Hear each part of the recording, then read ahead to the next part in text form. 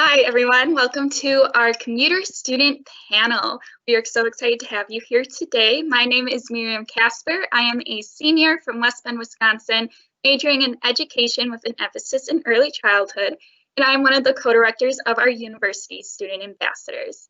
Today, we have two of our amazing ambassadors, Paige and Amanda, here today to answer any questions that you may have about being a commuter student, while also sharing their experience of being a commuter student here at UWGB. If you have any questions for them, feel free to drop them in the Q&A, and we'll be sure to answer them. But without further ado, I'll let them introduce themselves and we can get started.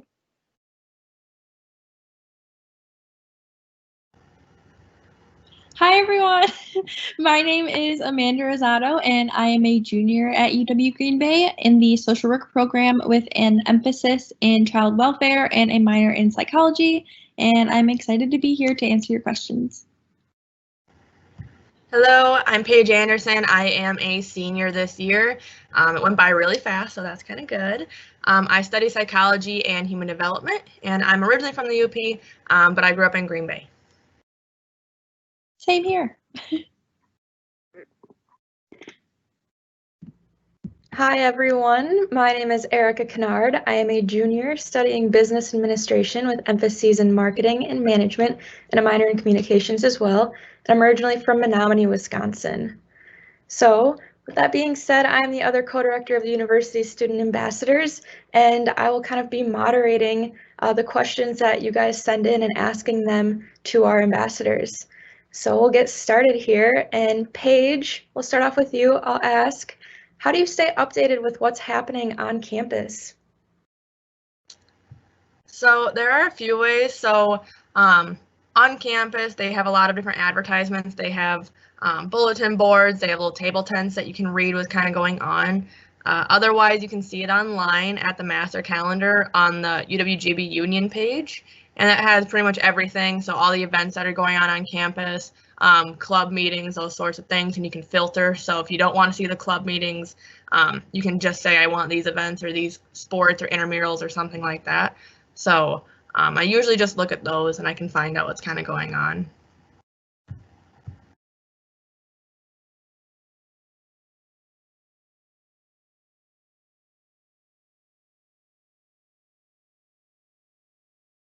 Oh, me. Oh, I didn't really have too.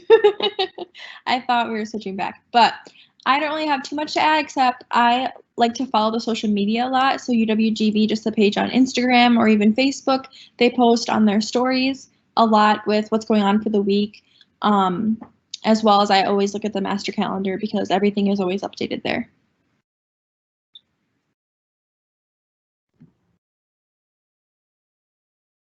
What's the best way to meet people and make new friends? Amanda, we'll start with you. So I'm kind of out there. I love, like, if I'm walking by someone, I like their shoes, their hat, their shirt. I'm like, hey, what's up? I'm Amanda. I like your hat. I like The Office too. I just love making connections with people, even if we're not necessarily in a conversation. Like if I'm sitting by someone or if I see somebody sitting alone, I'm like, hey, can I join you? Even if it might be awkward, I've actually made the best connections through there. Otherwise, clubs, absolutely. I've made a whole family with the Ambassador family and the club.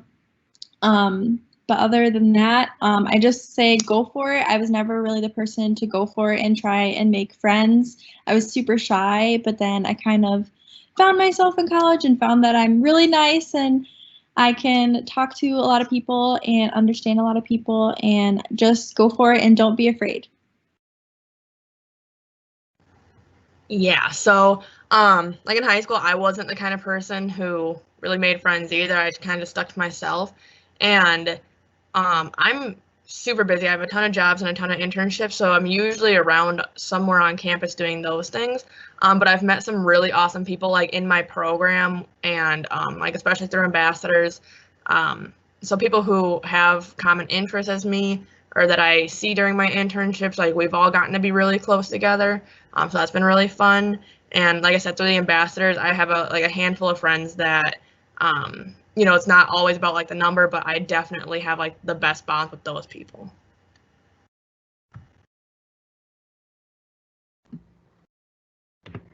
What do you do in between classes when there's not enough time to just go home? Paige? I take a lot of naps. So I usually spend my time in the Office of Student Life. It is in the Union and the downstairs and down the hall when you're going to Student Government, the Pride Center, the Christie Theater, all those fun places. And I'll usually either do my homework there or take a nap in between classes. I utilize the kitchen all the time there. I have snacks that I just keep there, so I don't have to worry about like packing a lunch every day. And then otherwise I'm usually in like the neuroscience lab and I just hang out there, do some homework and just kind of have some downtime to myself. But I never try to go home unless I'm done for the day because I know that it can be hard to want to get off your couch versus somewhere where you're already, a few minutes away from class. Yes, I completely agree with that. It is hard to go back after you're already home and you're like, it's hard, yeah. But I do nap a lot, and I've napped in my car, guilty as charged, but sometimes you just need a little quick break. But other than that, it kind of depends where your classes are, so it'll be different for some people. So Paige likes to hang out in the Office of Student Life. I like to hang out in the library or Rose Hall because that's where all of my classes are. So depending on where you are, anywhere that you are, you can find a really nice lounge spot and a nice place to eat and just hang out. The coffee place is a really great place to hang out, get a coffee. They usually have some really good deals on coffee and like a muffin or a bagel. But yeah, just kind of listen to your body if your body needs coffee or if you just need a little snooze, something like that. Otherwise, I love going off campus too, just for like the scenery. I love going to the Daily Buzz. They are a coffee shop that has free Wi-Fi and you get a student discount. So you can find cool areas that are close to campus, but also have some really cool deals as well.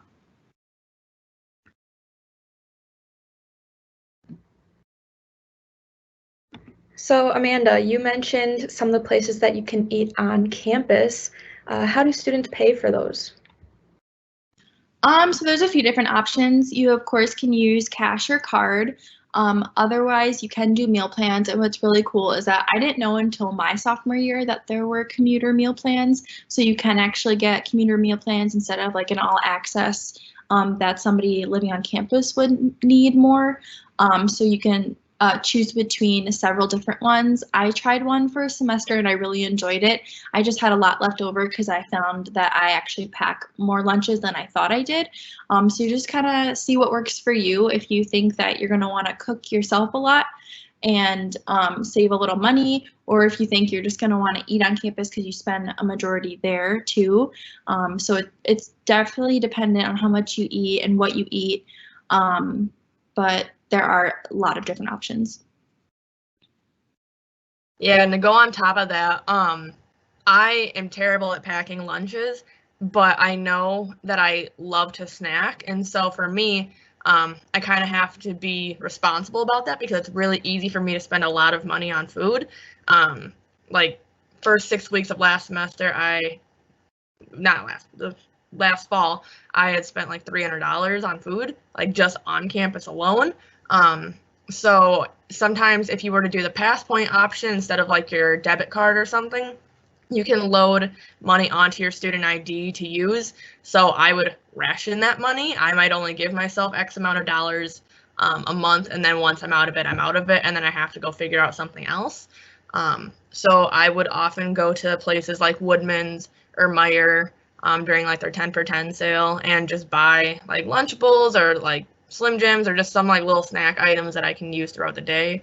And I would keep them in the Office of Student Life and I would just pack them in there so that way I wouldn't forget it at home or I'd be too busy one morning or something like that. So, just kind of know yourself and don't spend $300 in 6 weeks on food. So.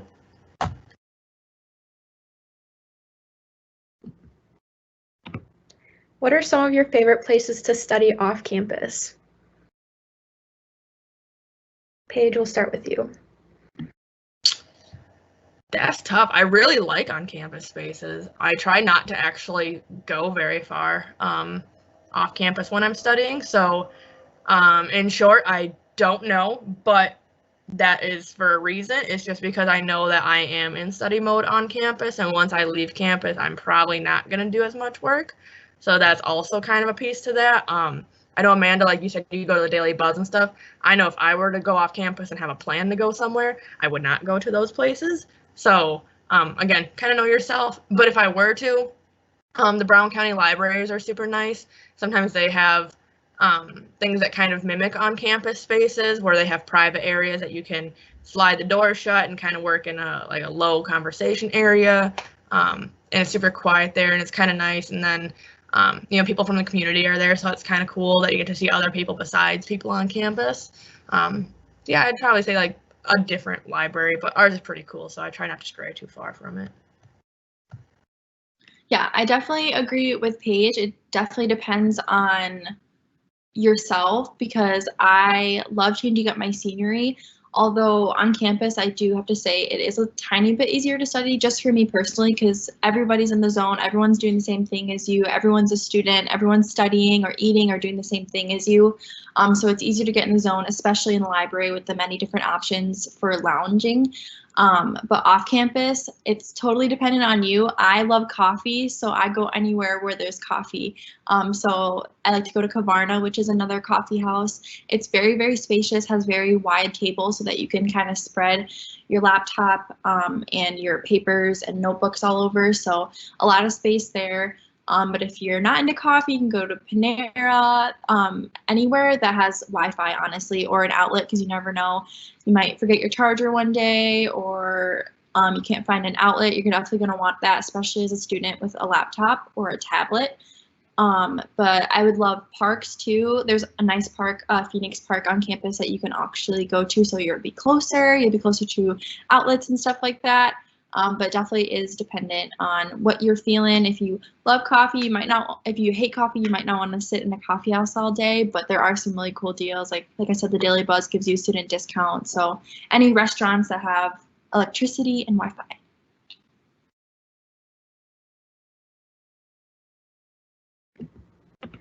As a commuter student, what are some of the top things to keep in your vehicle?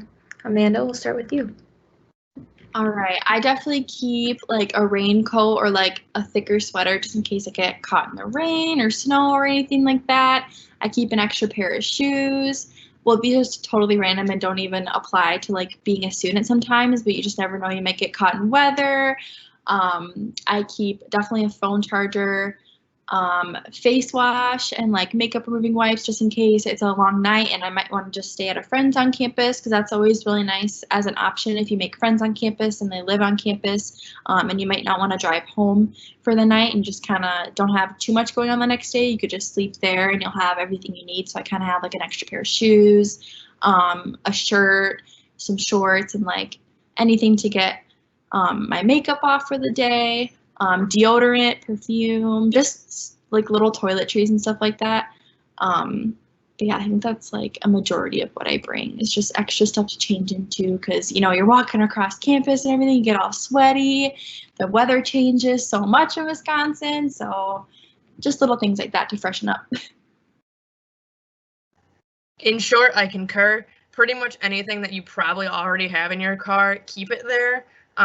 Like obviously for winter, I have like big old like plush blankets. It probably wouldn't hurt to have a box of kitty litter or sand or something, because if you're on ice or something like that, it would help to be able to get out of those situations. Not because I know personally, but and then like deodorant, a brush. If you just go get like a disposable like toothbrush or something, that's always fun to keep in there. Jumper cables. They sell packs. They're a little bit more expensive, but definitely worth the investment. They are jumper cable packs that you can jump your own car from the battery pack, and it is also like a mini little portable pack to charge your phone. It has a strobe light, it has like a SOS light, has a bunch of different things on it, so you can jump your own car if you ever needed it, instead of waiting for the mob of people after class to come back to their rooms and have to like flag one down for help. So worth the investment. Like jackets, another shirt, a sweatshirt if you don't want to wear the whole jacket thing. I keep gym clothes in my car as well. So if you want to go to the Crest, you can go to the Crest. I work out off campus just because it's closer to my house. But yeah, so just have like a couple different options. So just play it by ear, but you'll kind of figure out within your first few weeks, you know, I always need this and I never have that, and you'll just start keeping it on you. One last thing, an umbrella. Oh my goodness, I didn't have one my entire first year, and I would just like put up my hood, or maybe I didn't even have a hood, and I'd just be like this, walk into class, and then I got one from the bookstore on campus, and it saved my life. So now I have that one on my backpack, like always in my backpack at all times, and then I have an extra one in my car.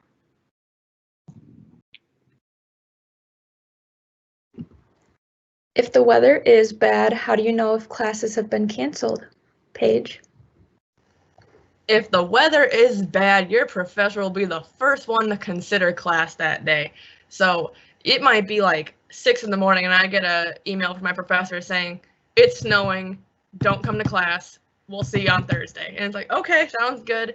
So your professors are probably watching weather like hour by hour, every day, just waiting to tell you guys like what's going on. Because like they're commuters too, so if it's not safe for them to drive to class, then it's not gonna be safe for you to drive to class.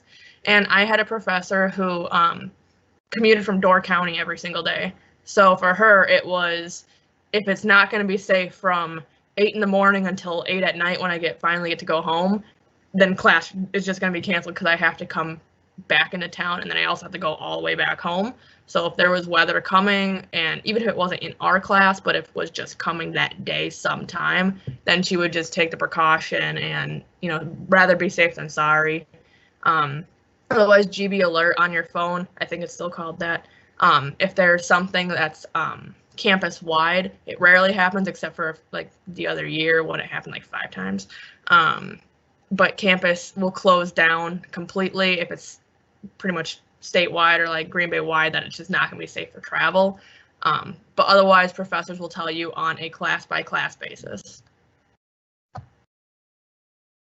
Yeah, you crushed that one. I don't have too much else to add besides just really keep an eye on your emails.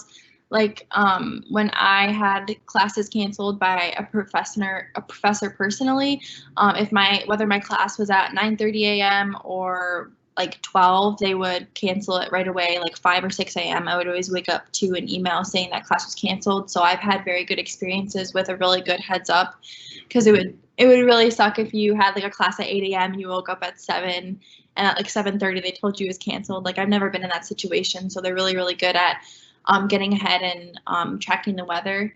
Other than that, maybe check your Canvas discussions, the platform you use for classes. Maybe something goes wrong with your email and they might just make a discussion post or like an announcement on the Canvas. You can also check that, but otherwise GB Alerts, you're definitely going to want to sign up for that, because you just get not only an email, but a text message right to your phone right away. So if it is like a campus-wide shutdown for snow or anything like that, they will let you know as soon as possible. I also want to add one more thing. Well, actually maybe 2. But if it's not safe for you to drive, like let's say you commute from Door County every day and your professor lives a hop and a skip down the road and maybe forgot that people in the class do commute that far, they're usually pretty lenient with weather. I mean, we're in Wisconsin, we kind of know what we signed up for. And so there have been times where I lived a little further away last year, and if it was a little unsafe going over the big bridges, or bridges were closed down for weather, my professor would just have me email them, and then I would just get caught up, you know, the next day or the next class period, so it's not so bad. And I forgot the other thing I was going to say, so it was really just one thing. Yeah, I agree with that point. I definitely had professors, sorry, but just to add on, if you like are upfront with them and you have that connection with your professor and you just get to know them and they get to know that you're a commuter, they'll understand. They've always been really understanding. I've had a professor just contact like an email with all of the commuters in the class and just be like, hey, just let me know if you're not coming. We can get you the course content later. So like I said, don't be afraid to just personally reach out to them and be like, I really don't feel safe driving.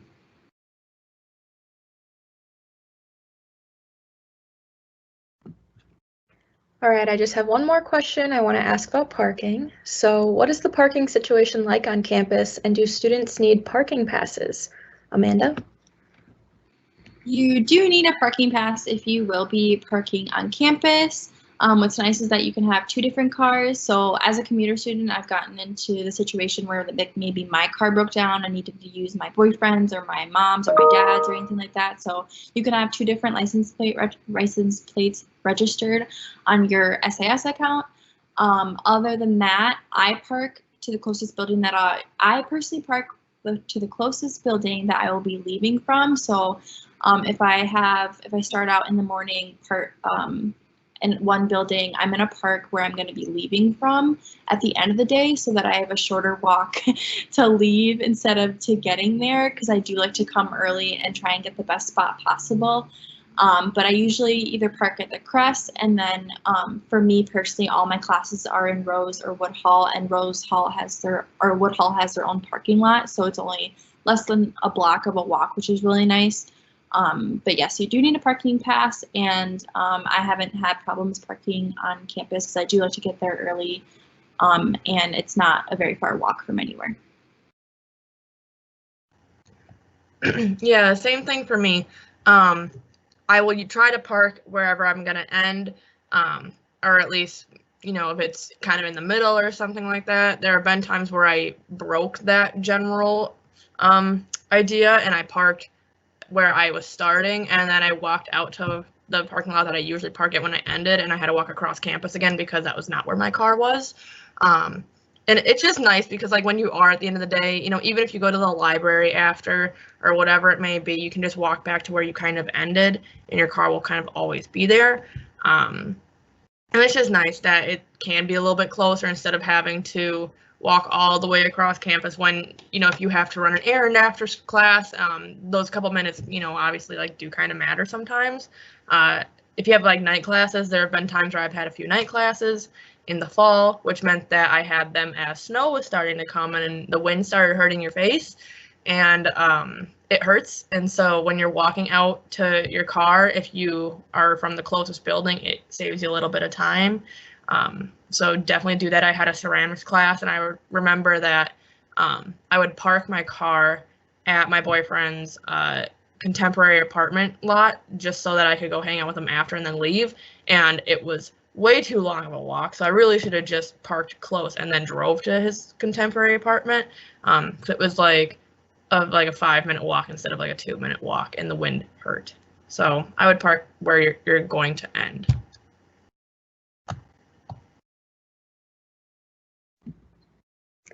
How do you recommend balancing off-campus jobs with your schoolwork? Paige? Oh boy, do I know those answers. Okay, so I have 3 jobs and 3 internships this coming fall, so I'm busy. And then obviously it's not only about those types of obligations, it's about, making sure that you have time for yourself, time for your friends, time for your family. So this semester will be extremely interesting. My boyfriend is deployed in Poland, so we're working with a 7-hour time difference right now, as well as all of those jobs and internships and things. So you should buy like a planner. So I have like the whole monthly one, so I can see exactly what I'm doing every day. I never had a planner in high school. I hated them. And then I bought one for college because I was like, ooh, I'm going to be organized. And then I used it, and I realized I really couldn't get away from it. So I have like these different highlighters pretty much. And so blue is for my jobs and appointments, and then green is for ambassador stuff, and pink is for school stuff. So that way every month when I put my stuff in, I can see, oh, I have a lot of blue this month, or I have a lot of pink this month, so I can kind of gauge my focus to be more studious or be more like work ethic, and kind of see where those things play out in the month. And you can kind of see like your busy weeks. It's not necessarily your whole month. So during finals week, I'm going to have a lot of pink. I'm going to have a lot of things to get ready for class. So you can kind of gauge your focus ahead of time. So the planner has been like my lifeline for all of college, and I'm going to be graduating soon. So it's been working the whole time. And then, just know yourself, I would say. I like to say that reading a chapter should only take me an hour. But I know that I'm going to look up the window. I know that I'm going to go get a snack. I know that I'm going to walk around. I know that I'm probably going to play with the cat downstairs and, you know, like hang out with the dogs or something. And so I give myself 2 hours, and then that way if I finish early, I'm early and not really, really late. So, you know, overestimate how long it's gonna take you to do something, because it's gonna happen, I promise. Yeah, I couldn't agree more with everything you just said. But balancing school with off-campus jobs, you definitely want to not overbook yourself, because you do have to understand that whether how many classes you're taking, you're still going to have some burnout from just doing classes, taking exams. You're definitely going to want to look into the best option for off-campus jobs. So with my job, I got really lucky. I work off campus at an elementary school, and the only times that I work is from 3 to 6 p.m. And that is well after any classes that I have or any commitments that I have. And they work with me. They know I'm a college student, so you have to be careful, because a lot of jobs won't consider that. Like maybe with the mall, they might overbook you. If you work anywhere in like retail, it's a little harder. But with me working with kids in a school, being an after-school program teacher through the YMCA, I would say any job through the YMCA would be awesome, because they do understand that you are a college student. But definitely take a step back, and like I write out my schedule always before the semester starts. I write what job commitments I have, what classes I'll be taking, and estimating how much time it'll take me every week.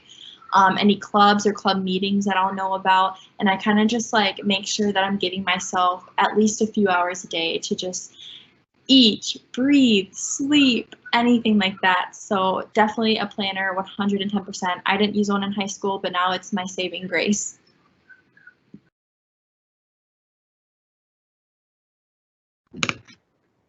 How do you create a good study environment at home, Amanda? I don't think I mastered that one until last semester, so it's pretty new thing. I would always spend more time on campus because I knew that's how I could get in the zone.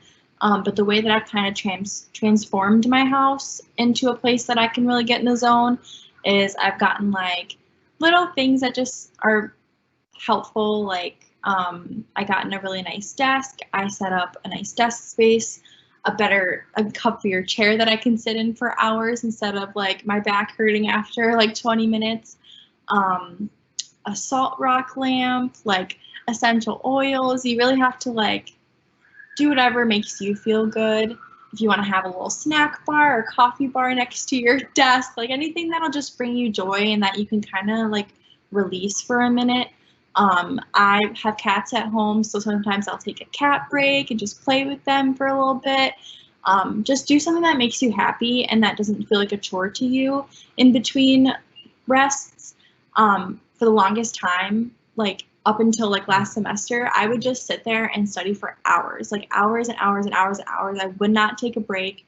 And then I read something on Google that you shouldn't study for more than an hour without taking like at least a 10-15-minute break. And I don't know why that clicked so hard. I was like, oh my gosh, I'm so burned out after like 5 hours of sitting there reading, like highlighting. And I was like, oh my gosh, this is so true. So set a timer on your phone, whether it's an hour and a half. Set a timer, take a little break, shake it off, have a coffee, pet your cats, pet your dogs, say hi to your mom, anything like that to just kind of get out of the zone for a sec, relax, and come back to it so you don't burn yourself out.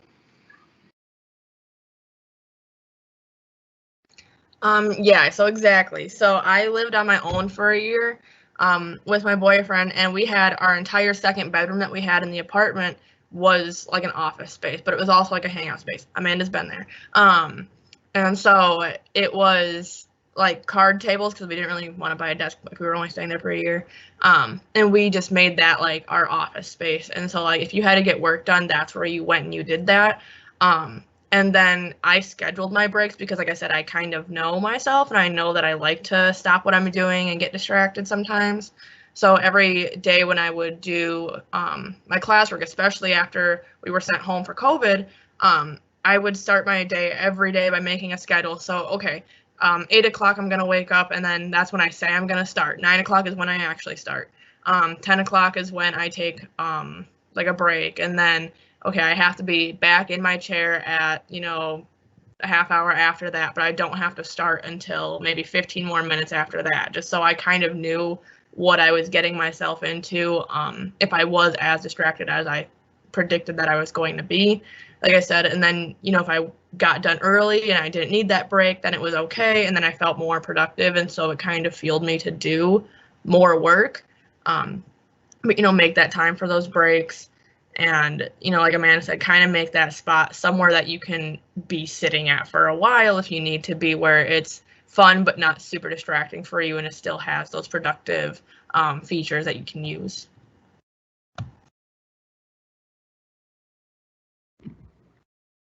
What all do students need their student ID for? Paige. So your student ID is something that if you leave home without, you should probably go back and get it. It works for so many different things. It won't pertain to commuter students as much because you're not living on campus and you need it for like everything in there. But you need it if you are going to be using your pass points. So like I said, if you load that money on to eat something on campus instead of using your debit card, it's also cheaper that way because you don't have to pay tax. Then you need your student ID for that. Printer, if so, I don't have a printer at home. I mean, I do over there, but it doesn't work. So I use the printers on campus, and so you need to swipe your ID for that. And then trying to think about other things. If you want to use the crest, you need your ID for those things. And then I think that's all I really use at the moment that I can think of. It's been a little bit, so that's all I can think of at the top of my head, but you need it for a lot of different stuff like that. Yeah, to add on to that, one thing that I always forgot was my student ID, like my freshman year, because like you said, community students don't need it as much, but you definitely do still need it. One thing that I can tell you is that you'll always need them for Scantrons when taking an exam. You want to have because it has your student ID number on it, you're going to need that. So always bring that. I have made the mistake of not bringing it during an exam, but luckily I took a photo, like a picture of it on my phone, and just looked at my number on my phone. But of course, it's a lot easier if you just bring it. So just bring it and you'll be safe rather than sorry.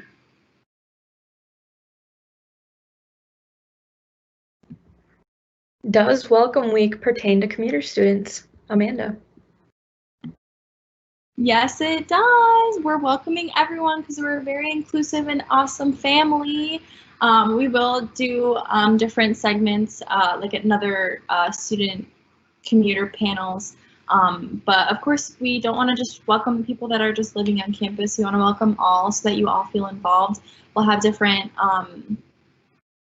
events going on, different little hangouts, virtual hangouts, and stuff that will just get you ready for the semester and connect with your class before you come here and feel comfortable and make some new friends and just ease your mind before coming back to campus.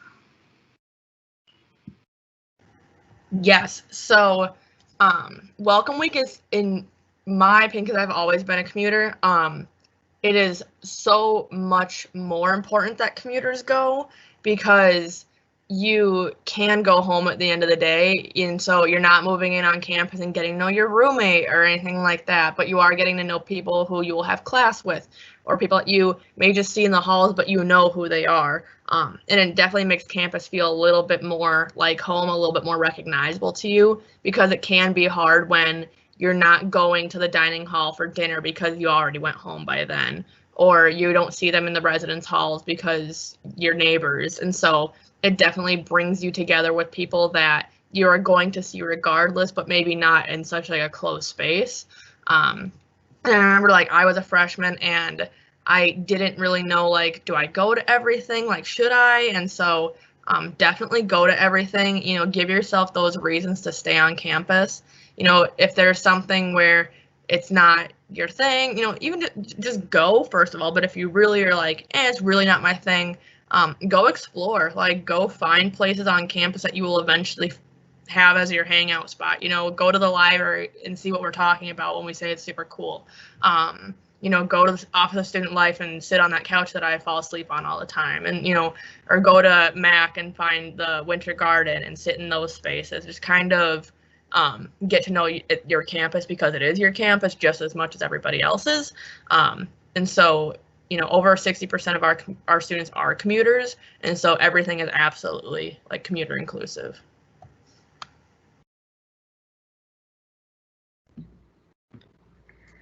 Thank you, Paige and Amanda, for answering all of the questions that I prepared and the questions that students have asked today as well. So with that being said, do you guys have any last minute tips for students? Paige, we'll start with you. You're gonna be fine. Like I said, really know yourself. You know yourself better than anybody. So if we're saying something and you just know, like, okay, I'll try it, but it might not work, then do what's best for you, because these are things that we found that work best for us, but they're not set in stone. They're not in any book. They're, we're just telling you kind of how this has played out for us. And I'm by no means like, I don't have this down yet. I'm still learning a lot. I'm a first generation student, so I kind of had to figure it out as I went, but that's completely fine. We're all kind of just figuring it out. So just do what's best for you, but also be willing to tweak habits if you know that they're not working for you. Yeah, that was perfectly said. Paige made a great comment to just trying to go to everything. It might be scary starting out because you have a different experience than people that live on campus. They're already meeting people in the residence halls and going to events, and they may feel a little bit more connected, but you can also feel that way in your own ways. So my freshman year, I felt lonely. I wasn't sad or anything. I just felt like I wasn't as in touch with people who were living on campus. So I was like, all right, let me do something about this. I joined clubs. I got to know my professors more and made a better connection with them. I go to coffee with my professors on campus, and I go to club meetings, and I take leadership positions whenever I can, because I have to make that name for myself on campus as if I was on campus all the time. So it's just dependent on what your goals are and what you're interested in. But if you like something and there's something going on campus, message somebody from your class and just go with them. Or if you feel comfortable going by yourself and just making friends there, you're just gonna have to be creative and put yourself out there. And it's not scary. It seems scary, but it's not scary, and you'll get used to it, and you'll have a really great time. I love being a commuter student, and I've had just as many good opportunities as I've seen with people who live on campus as well.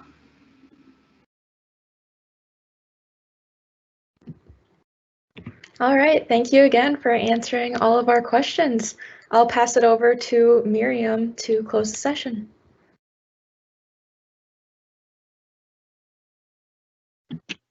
All right. Thank you, Paige and Amanda, once again for being here and helping our incoming students, answering all the questions that we had. And thank you for all of you who joined us today for this panel. As Amanda said, we will be having another session during GB Welcome, so make sure to check that out if you think of any more questions, or you just want to come and learn a little bit more about commuter life here on campus.